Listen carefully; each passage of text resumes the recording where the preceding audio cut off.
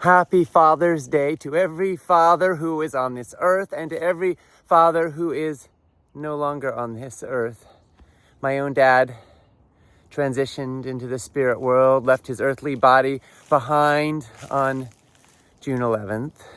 And so it's very fresh, both the grief, but also so much gratitude for the gifts and the blessings he brought me. And one of those gifts was embodiment, was aliveness. He had polio as a child. He was unable to walk for a long time in a wheelchair, always struggled with his health, but he did so much with that body that he had, to love it, to attune to it, to do hours and hours and hours of yoga and meditation and mindfulness, and then working up to be able to run and eventually run marathons. And he was my running coach. So when I was about 7 years old, he took me out on the track and he said, all right, we're going to do this. And so we start running and I get out of breath and I'm like, I can't do it. And he's like, this is when it gets good. This is when you get stronger.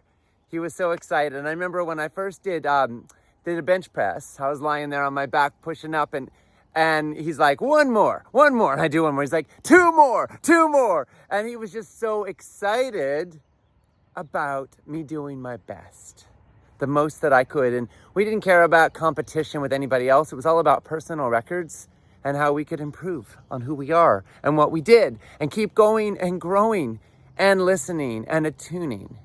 So in this body of mine, I am committing in honor of my dad's legacy and how it lives in me to get an exquisite shape to care for this body beautifully in the next year. And of course, my dad brought that consciousness to food too, by the way, in case you hadn't noticed. And he inspired millions of people to look at food choices as an opportunity to care for every precious cell in these organisms, to attune to our own highest well-being, and also to be in right relation with the earth, with animals, with our own conscience and values.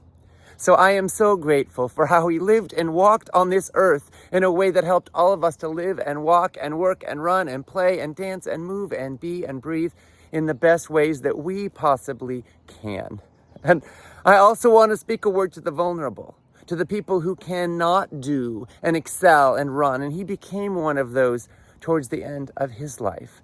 And then he brought so much peace and equanimity and kindness into his body, always doing what he could and then bringing surrender to what he could not.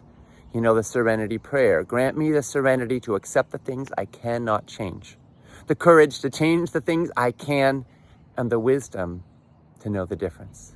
So as he was unable to change things very much anymore towards the end, he had the wisdom to bring serenity.